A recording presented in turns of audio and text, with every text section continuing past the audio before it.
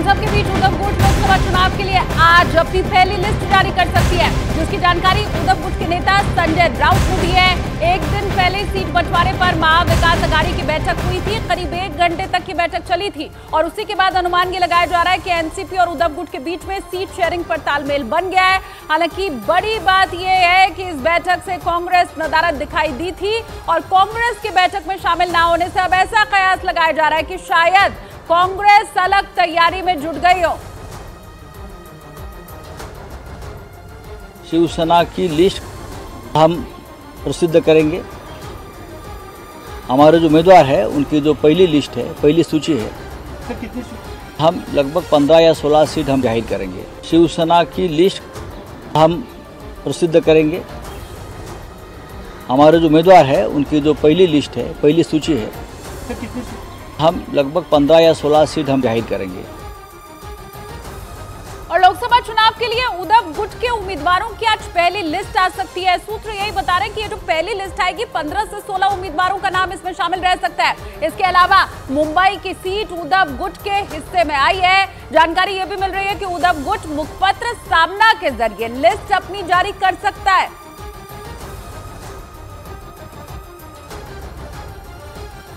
और महा विकास अघाड़ी से जुड़ी हुई एक और बड़ी खबर आपको बता दें, आज वंचित बहुजन अघाड़ी के अध्यक्ष प्रकाश आंबेडकर अकेले चुनाव लड़ने का ऐलान कर सकते हैं, क्योंकि सीट शेयरिंग पर बीबीए के साथ महा विकास अघाड़ी की सहमति बन नहीं पा रही है। असल में एमवीए ने वंचित बहुजन अघाड़ी के अध्यक्ष प्रकाश आंबेडकर को 4 सीटों का ऑफर तो दिया है, लेकिन प्रकाश आंबेडकर इससे खासे खुश नहीं दिखाई दे रहे हैं और इसी की वजह से वंचित बहुजन अघाड़ी का एमवीए यानी कि महा विकास अघाड़ी के साथ अब आ पाना मुश्किल दिखाई दे रहा है।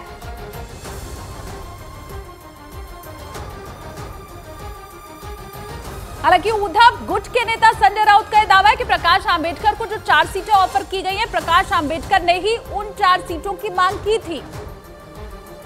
प्रकाश आंबेडकर जी वंचित बहुजन अघाड़ी के नेता है।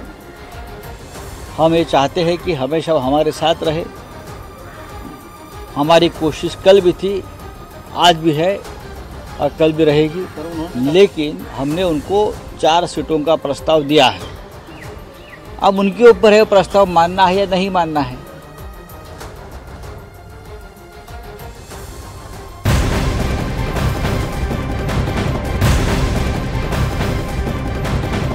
सबके बीच महाराष्ट्र में कांग्रेस ने लोकसभा चुनाव प्रचार समिति के अध्यक्ष के नाम का ऐलान कर दिया है। महाराष्ट्र में कांग्रेस के पृथ्वीराज चव्हाण को चुनाव प्रचार समिति का अध्यक्ष बनाया गया है। तो पूरी तैयारी में इस वक्त कांग्रेस दिखाई दे रही है, जब अभी ही कमान सौंप दी गई है। लोकसभा चुनाव प्रचार समिति के अध्यक्ष के नाम का ऐलान किया गया है। पृथ्वीराज चव्हाण को यह बड़ा काम सौंपा गया है। चुनाव प्रचार समिति का अध्यक्ष बनाया गया पृथ्वीराज चव्हाण को।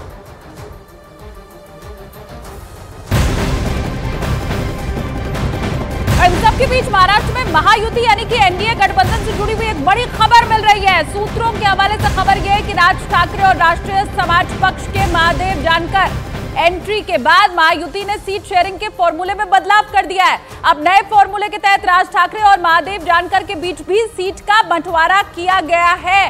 तो बड़ी खबर इस वक्त की आपको हम बता रहे हैं। महायुति में अब 2 नेता और मिल चुके हैं और उसी के बाद अब जो सीट शेयरिंग का पुराना फॉर्मूला था उसे बदला जाएगा, क्योंकि सीटें अब राज ठाकरे को भी देनी है, महादेव जानकर को भी देनी है।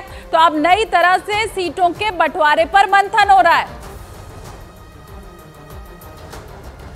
और लोकसभा चुनाव के पहले राज ठाकरे और महादेव जानकर ने महायुति यानी कि एनडीए गठबंधन में आने से समीकरण पूरी तरह से बदल दिए हैं और यही वजह है कि महायुति ने सीट शेयरिंग का अब एक नया फॉर्मूला बनाया है, जिसमें हाल ही में महायुति में शामिल हुए राज ठाकरे और महादेव जानकर का खास ख्याल रखा गया है। आपको ये बताते हैं कि आखिर किसे कितनी सीट मिली है। देखिए, सूत्रों के हवाले से जानकारी जो मिल रही है उसी के अनुसार आपको जो सीट शेयरिंग का फॉर्मूला है वो हम बता रहे हैं। इसमें सबसे ज्यादा सीटों पर महायुति से बीजेपी लड़ने वाली है चुनाव, 27 सीट उसके खाते में गई है। शिंदे गुट की लोकसभा चुनाव में 14 सीटों पर दावेदारी दिखाई दे रही है और इसी के साथ अजीत पवार गुट को 4, एमएनएस यानी कि राज ठाकरे की पार्टी को 2 सीटें मिली हैं। इसके अलावा 2 दिन पहले महायुति में शामिल हुए राष्ट्रीय समाज पक्ष के महादेव जानकर के हिस्से भी सीट शेयरिंग में 1 सीट आई है। तो ये राज ठाकरे की 2 सीट इस वक्त आप देख पा रहे हैं और वहीं महादेव जानकर के हिस्से में भी 1 सीट दी गई है।